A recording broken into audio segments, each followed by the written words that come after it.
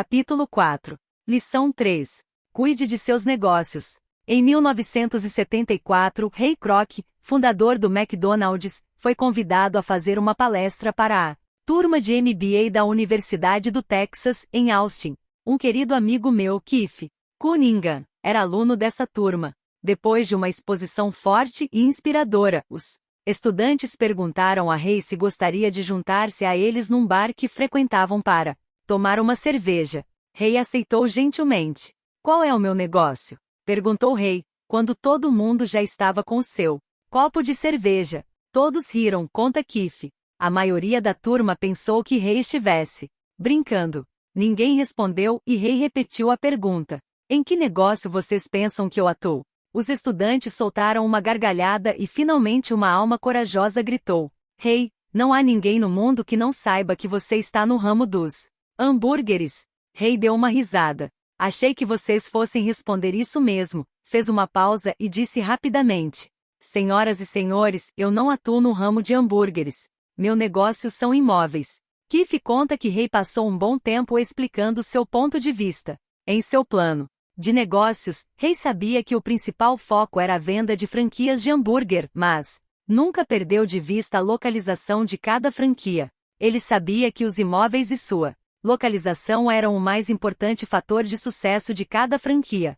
Basicamente, a pessoa que comprava a franquia estava também comprando, o terreno em que se situava a franquia da organização de Ray Kroc. O McDonald's é hoje o maior proprietário individual de terrenos no mundo, superando até a Igreja Católica. Atualmente, o McDonald's é proprietário de alguns dos cruzamentos, esquinas mais valiosos não só dos Estados Unidos como também de outras partes do mundo. Keith diz que essa foi uma das mais importantes lições que recebeu em sua vida. Atualmente, Keith é proprietário de lava-carros, mas seu negócio são os terrenos que estão por baixo desses lava-carros. O capítulo anterior terminou com diagramas ilustrando que a maioria das pessoas trabalha para todo mundo menos para elas próprias. Elas trabalham, em primeiro lugar, para os donos das empresas, depois para o governo ao pagar impostos e finalmente para o banco onde fizeram a hipoteca. Quando garoto, não havia nenhum McDonald's por perto. Contudo, meu pai rico ensinou a mim e a Mike a mesma lição que Ray Kroc deu na Universidade do Texas. É a lição 3 dos ricos. O segredo é, cuide de seu negócio.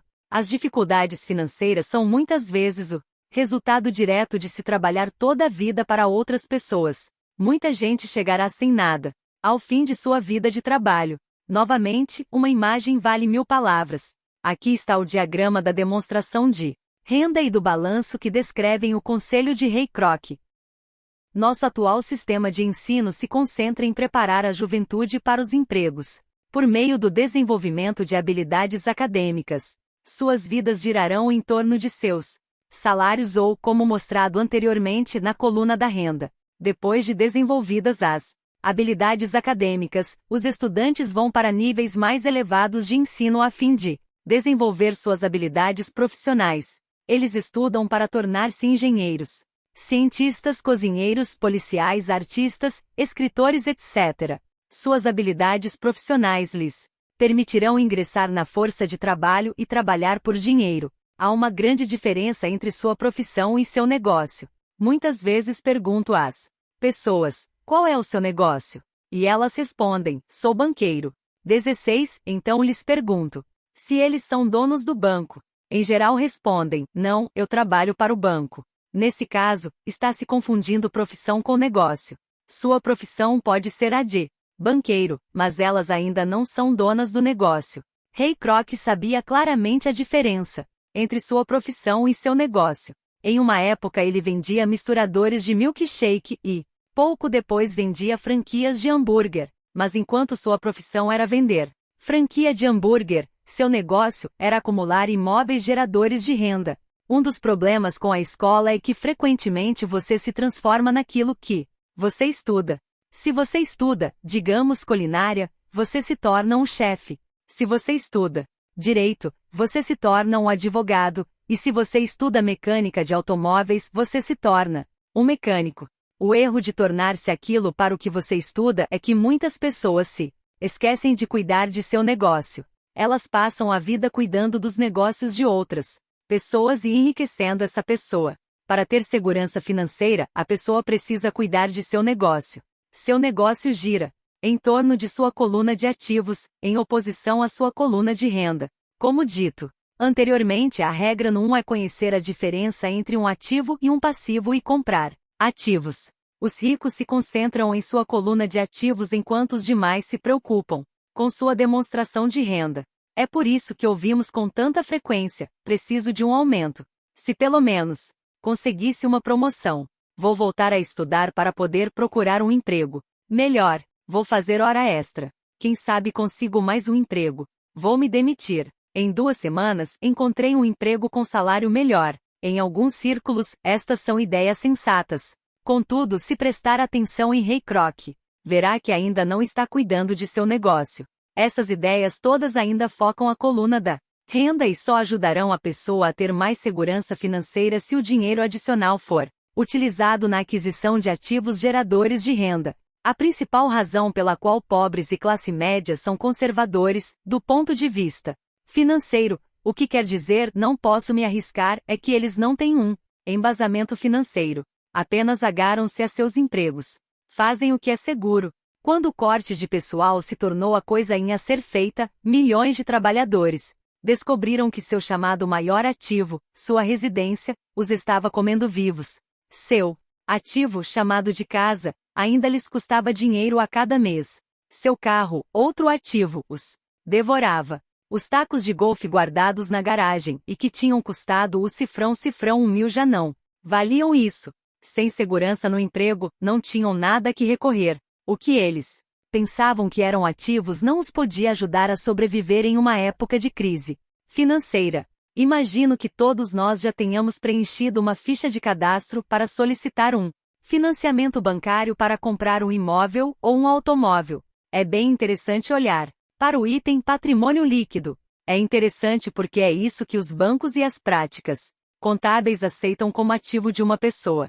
Certo dia, minha posição financeira não parecia muito boa para obter um crédito de modo que incluí meus tacos de golfe, minha coleção de arte, livros, aparelho de som, televisão, ternos Armani, relógios de pulso, sapatos e outros objetos pessoais a fim de aumentar o montante da coluna dos ativos. O empréstimo, entretanto, foi recusado porque eu tinha muito dinheiro investido em imóveis.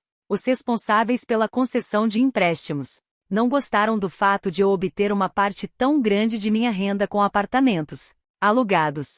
Eles queriam saber por que eu não tinha um emprego normal, com um salário. Eles não questionaram os ternos Armani, os tacos de golfe ou a coleção de arte. A vida, às vezes, é dura para quem não se encaixa no perfil padrão. Tenho arrepios sempre que ouço alguém falar para mim que seu patrimônio líquido é de $1 milhão ou de $100.000, ou qualquer outro valor. Um dos motivos por que o patrimônio líquido não é um indicador acurado é simplesmente porque no momento em que você começa a vender seus ativos, seus ganhos são tributados. Muitas pessoas se envolvem em dificuldades financeiras quando sua renda é reduzida. Elas tomam empréstimos, elas vendem seus ativos.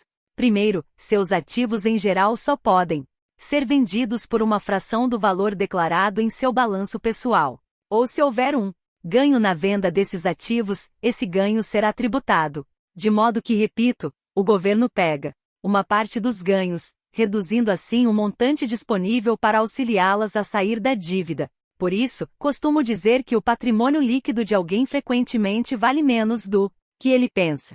Comece a cuidar de seus negócios. Fique no seu emprego, mas comece a comprar ativos reais, não passivos ou objetos pessoais que não têm valor real, uma vez que você os leva para dentro de casa.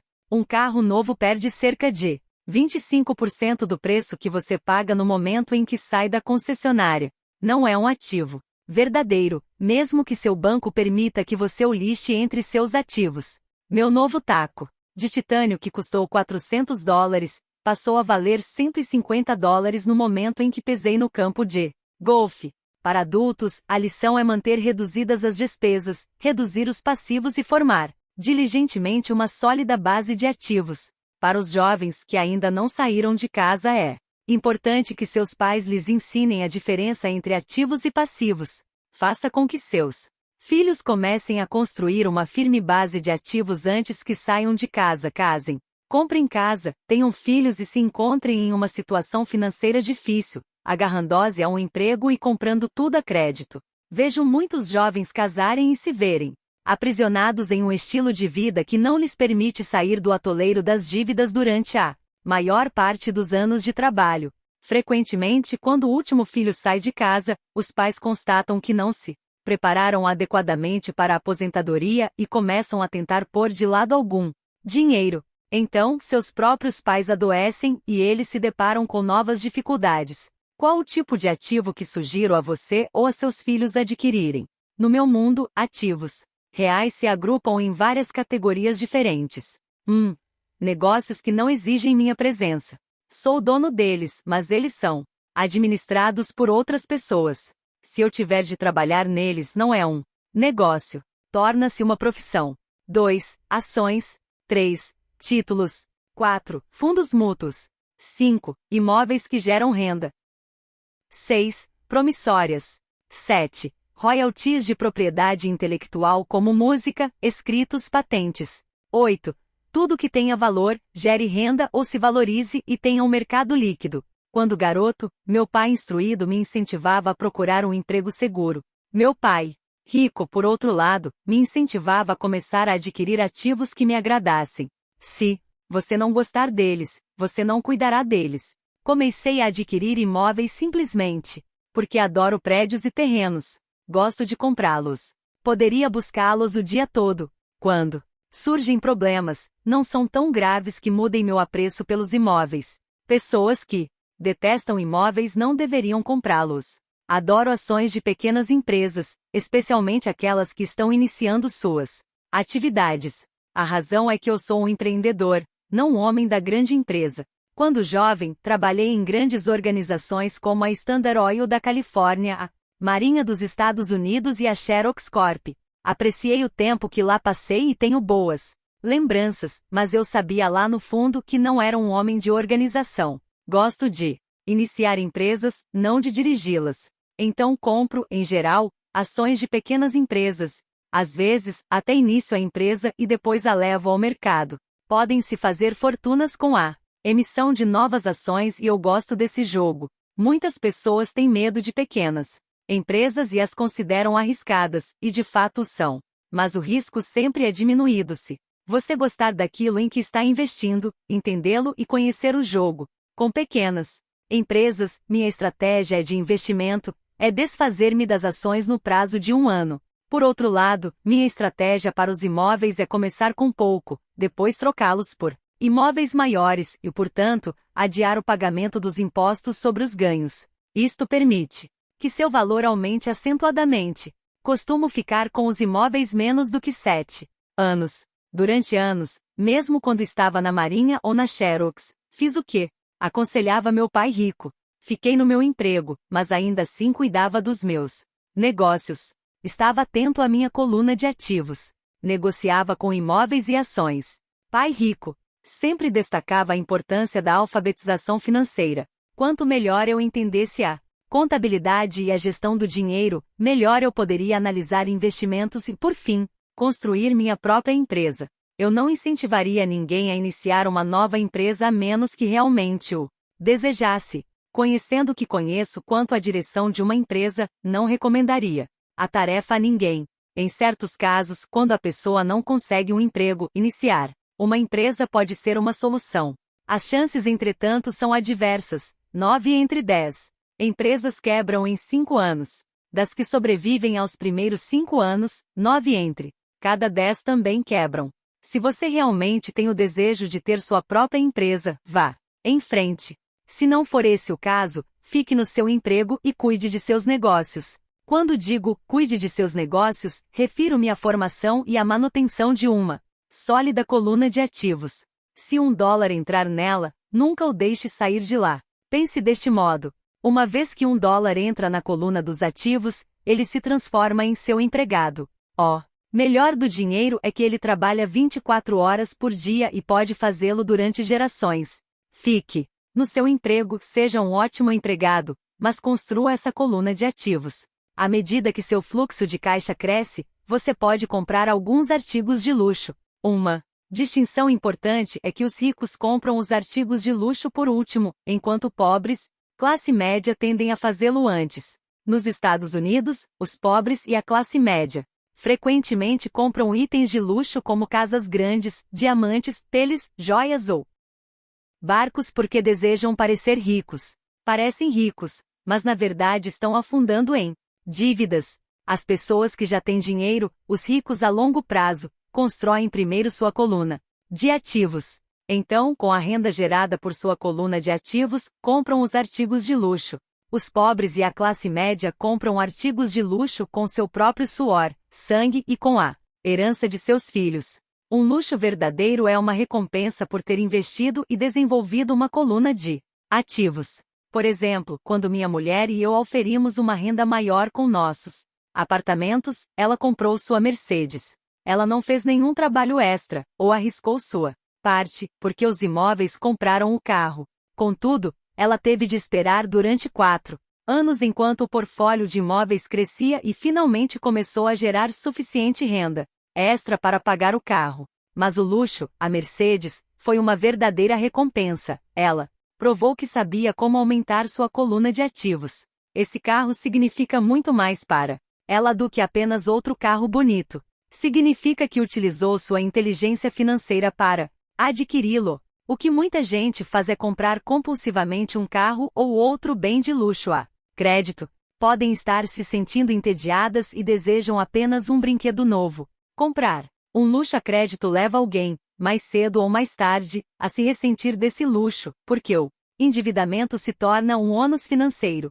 Depois que você dedicou seu tempo e investiu em seus negócios, está pronto para acrescentar o toque mágico, o maior segredo dos ricos. O segredo que põe os ricos muito à frente da multidão. A recompensa no fim da estrada por ter dedicado diligentemente seu tempo para cuidar de seus negócios.